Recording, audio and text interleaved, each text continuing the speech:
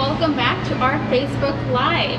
We still miss having you guys here, but we're so excited to be part of Phase 4, and we will be reopening to the public on July 4th, so we can't wait to see you then. In the meantime, we have a few more things to sneak peek show you, hopefully get you guys excited to come back.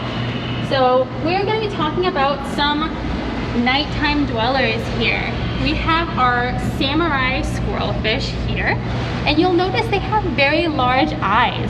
Now their very large eyes can help them take in as much light as possible so they can see it well in the dark. You also can't really tell, but they are red. And they're red because that helps camouflage them at night. When it's dark, red is not something that can really be seen. So it is a color spectrum that is actually very advantageous for them for camouflage. Now, I know you're probably wondering, if they're nocturnal, it's daylight outside, how come they're so out and about? And they're actually very active, which is awesome for you guys to see.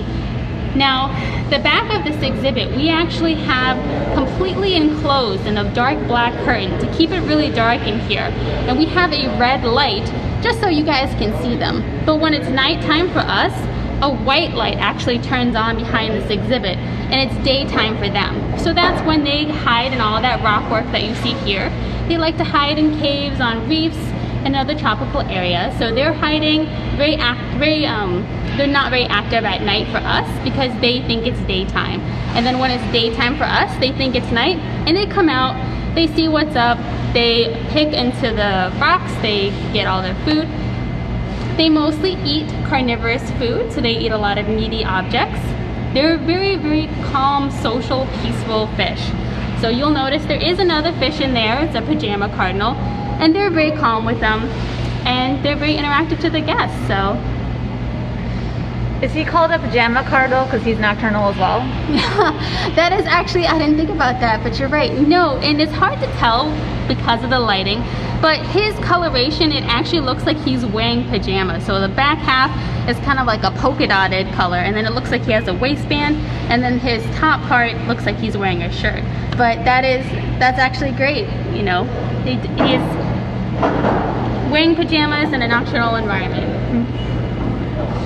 So then we'll move over to our second species here. Now these guys aren't necessarily nocturnal, but they do live in the dark, and they have some amazing adaptations that help with that.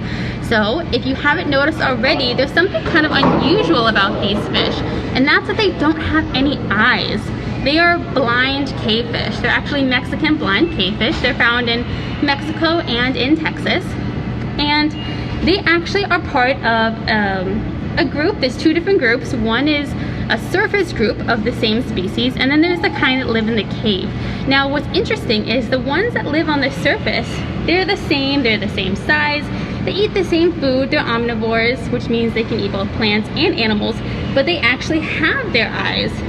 The ones that live in the caves, they don't, but they're closely enough related that they can breed, and their offsprings will have eyes as well. They can actually regain that sight.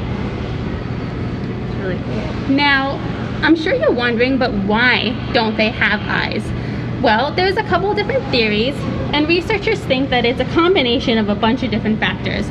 But the most notable one that a lot of people point to is kind of like a, if you don't use it, you lose it kind of thing. They don't really need eyes to see in the complete and total darkness. And making eyes and the part of your brain that controls vision, it's very energetically costly. So it actually is more beneficial for the animal to not spend all of that energy to produce those eyes, to produce that, to help control that part of the brain that controls vision. And it actually gives them kind of a boost if they don't have those vision senses, and instead the senses kind of the energy gets redistributed. Now these guys, they actually have taste buds on the outside of their mouth, which really helps them when they're digging around the bottom. You'll notice right now that they're all on the bottom. They can't see anything in the water column. So when we feed them food, they're not gonna pick it out of the water like other fish. They'll go straight to the bottom and they'll look for it there. And those extra senses can kind of help them with that. How big are they? They are about 3 inches is their usual size that they can get up to. feel free to shout out any questions that you have. I know these are very interesting animals.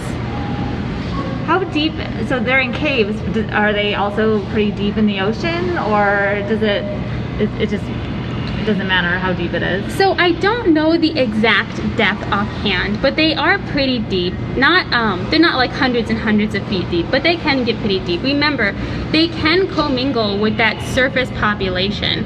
So they can interact, and that surface population can actually start to take up residence in the cave, and then over time, there'll be the fish that don't have as great a vision, the poor vision fish, they will be naturally selected for, because they can instead redistribute that energy, like I said, for other senses. And then over time, they'll be continuously selected for, to the point where those fish that previously had sight now don't. And that can happen time and time and again. Researchers have done this experiment, they've observed it in the natural environment. So it's not just a one-off, it's something that continuously happens. And then, like I said, once they breed, it can go the opposite direction and they can regain their sight. So considering that the two populations can mix, I think they might be pretty close to the surface. Cool. That's a great question though.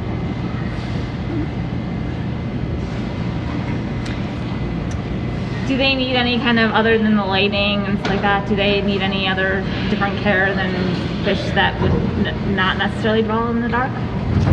So that's a great question. We don't necessarily have anything special with this exhibit. So like the other exhibit, we had that dark curtain. For this exhibit, we do have a red light on it as well, mostly so you guys can see it. Other than that, it's ambient temperature, so it's the same temperature as the room, and it tends to be close to around 64 degrees Fahrenheit, so it is a little bit chillier. Certainly chilly to be in long time for us, but for them, it's totally fine.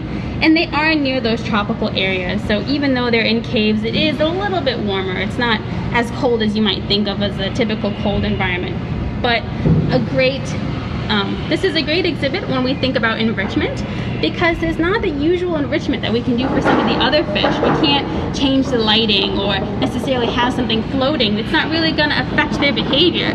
So what we do is we put fun things on the bottom, different textures, different food things we'll put in rocks, like that gel diet that was in a previous Facebook Live, and they can interact with that.